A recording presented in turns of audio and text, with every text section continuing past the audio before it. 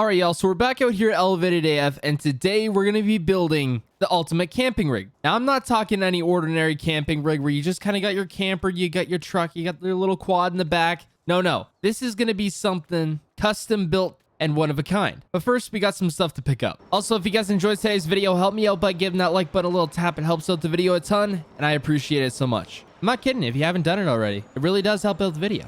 But I think we got about a 45-minute drive to get out to the place that has these parts, so I'll see you guys in a little bit. Well, we're finally on our way back, and as you guys can see, we got something pretty interesting back there. So we picked up two things that you typically don't see together, a gooseneck trailer and an RV. Now you might be thinking, Austin, how the heck is this supposed to be the ultimate camping setup? Well, let me explain. So I think this is like a 2016 E450 on a Fleetwood RV camper shell kind of deal. So the engine on this truck ended up going, so it is toast, at least the truck itself. But the rest of the truck, the camper shell and everything is good to go. So the plan is we're going to take the shell off the back of this, which is a perfectly good camper, and we're going to stick it on this flatbed with a bunch of other configurations to essentially make this thing the ultimate camping rig. Now, I know some of you are going to say you could have just got a toy hauler camper. Well, yes, I could have, but this was a lot cheaper, and we can build it custom. This is a build for ourselves, so we kind of have free reign on whatever we want to do, so it should get interesting. Okay, so we got to try and get this RV off the trailer because, well, it doesn't run, so it's going to be interesting to see if we can actually get this off of here. I think I might actually move the trailer and just kind of back it up to the shop here. That way we can get it right on the lift. Okay, so we got the truck and trailer backed up here. I don't think the forklift is going to be able to move this thing, so I think the telehandler should do the job. Well, we managed to get the RV to here with the telehandler. I kind of had to move it out of the way so we could actually get this thing on the lift. Is that actually going to fit? Yeah, it might. It'll be tight, though. So I got this little forklift in the front. It should be able to push this thing on here. I don't know if it might actually dent the bumper, which is not a big deal considering this truck is blown up, so it should be okay, I guess. Well, we managed to get this thing on the lift. It barely fits on there, or at least in between here. I'm thinking we should have actually just put it on this one. It would have probably been a lot better. We may actually switch it depending on if this is going to work or not, because that thing sticks out so much, so we may switch it, but we'll see if this works. So it's pretty early in the morning and the guys aren't at the shop yet to start working on that thing. So I think they should be here in like 10 minutes or so. So not too long, but I got a little showroom organizing to do. We got another side-by-side in the other day. It's a 2021 Polaris Highlifter. And then I think we got another two coming today. Finally, we've been waiting for side-by-sides for so long. So hopefully we actually get them in. Well, the guys ended up showing up for work here. So they're working on that new camper setup here. I've just been in the showroom, cleaning up a little bit of everything, making room for the new side-by-sides. Oh, hold on. Is the shipper here already? Oh, wow. 3 side-by-sides. I thought we were getting 2. Well, I guess 3's better than 2. Can't complain with that. So we've been having more and more demand for some work side-by-sides, so that's why we ordered these in. I thought this wasn't coming for like another 2 months, so I guess they got the Commander in early. Oh, well, whatever. I guess that's good. We got more side-by-sides to sell. So we ordered these Polaris Ranger XPs. These are just the 2-seaters, more of a work side-by-side. And then the Commander's kind of a work/play side-by-side. You can kind of do both, honestly.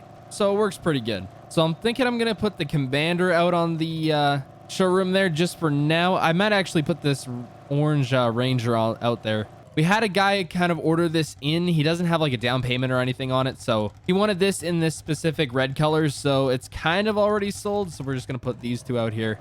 We'll just line them up here with the other Polaris. Oh, I didn't realize these were both orange. I realized we ordered 2 orange side-by-sides. Oh, well, that works, I guess. And then our Can-Am Commander, which is ridiculously fast. This thing is way too fast, I think. But yeah, it works too. Oh, I didn't realize they put a light bar on this. I don't know if this came stock because we had these built at another shop because we don't necessarily have all the right stuff to build these from our shop. We can, but it's just kind of time consuming. So we get them built at another place. But, I didn't know if they added that on there. Anyway, I love this like kind of army green color. It just looks so good. Makes this machine look pretty clean. This one surprisingly hasn't been sold, so I don't know. We'll have to see how fast this one goes, but it should go pretty fast, I'm going to say. I think this boat is sold. It's going to stay in the showroom for a little bit, though. We had a few guys actually looking at our mud truck, which is surprising. I didn't think this one would sell because it was kind of a fully custom build, but we have a few guys actually looking at that. I have one guy that wants my truck on bags. So basically we got this truck in. It was kind of like a stock truck. It was lowered, I think. And then we ended up putting it on bags, some American Force rims as well.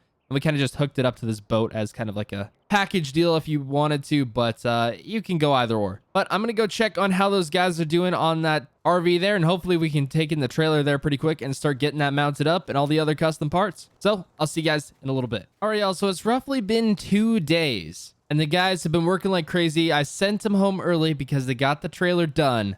This thing is looking pretty sweet. So believe it or not, this is the original PJ trailer with quite a few major adjustments. So we'll get it all unfolded here in a minute, but basically we took the back off that Fleetwood RV, mounted it right to the trailer here, had to do a ton of reconfiguring for this thing to actually make it work. Put some extra boxes on the side, storage boxes, so you can do whatever for that. Still got practically the same setup on the inside. We just had to change a few little things around, but other than that, pretty much the same. We got a bunch of storage on the side still, so you can put whatever there. And then if I go to unfold it here, we've got ramps that come all the way out here, so you can actually load up a quad or a side-by-side up here, and then you could probably load up a Jeep here as well. Got some extra storage under here, so all these ramps just slide right back in. We got awnings that go out all the way around. We've got leveling jacks that go over the entire trailer, so if you ever want to level this thing out, you press a button, these all come down, and you've got your entire trailer leveled. Which I don't know how well it's going to work if you have stuff on the back of it. We haven't really tested it for that, so I don't know. It probably wouldn't work too well, so you probably want to take your stuff off. But I think we're going to go grab some stuff from the showroom, and we'll try to load it up here, see what it's going to be like. I'm kind of curious to see what can fit on here, because I think that's going to be my new personal camping rig for a little while. So we're going to try fit the Ranger on the side part there. I don't know if it's going to work. I want to see if I can fit a 4-seater side-by-side. If I can't, well, then I can't. But oh, actually you might not be able to.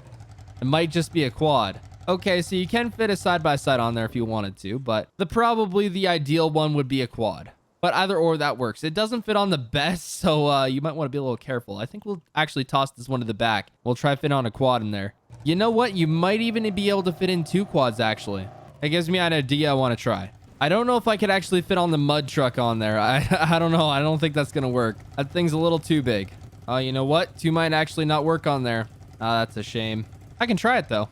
Wait a minute. You actually can. Oh, that's sweet, because it has a little bit less of a wheelbase than this thing, because that thing's pretty spaced out there. You can kind of fit both of these on here, but it's quite a tight squeeze. So if you kind of just had 2 of these normal quads on here, you could fit 2 of them. This back part here would honestly be more suited for a Jeep, but you can load up a side-by-side on there, and I think it'll still work pretty well. If you really wanted to go all out, you could probably toss a hitch on the back and tow a boat, but I wouldn't suggest that. Oh yeah, side-by-side fits on there perfectly. I don't know if there's probably a better kind of custom-built setup there. There probably is, but for what I have seen, this looks pretty dang cool. Also got it on the K30 Cummins swapped Chevy. This thing just looks so clean. It might, I don't know, it might not work for the any level, because the any level is just so tall. Yeah, I don't know if that would work, but it looks pretty good on this setup. I'm happy with it. I'm most likely going to keep it. I plan to take a trip or 2 with it, because I'd really like to get another Jeep and put it on the back here, because I think that's what it would work best for. Throw 2 quads on here, you grab a Jeep, or you could throw a side-by-side on here. Either way,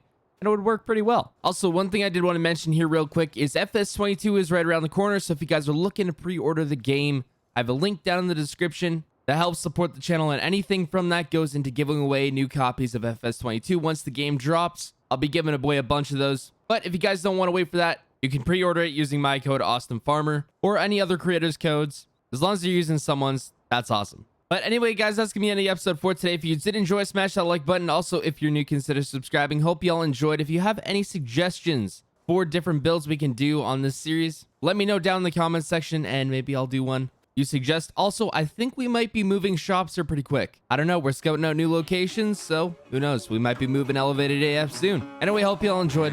I'll see y'all in the next one. I've got a ton of gravel in my shoes.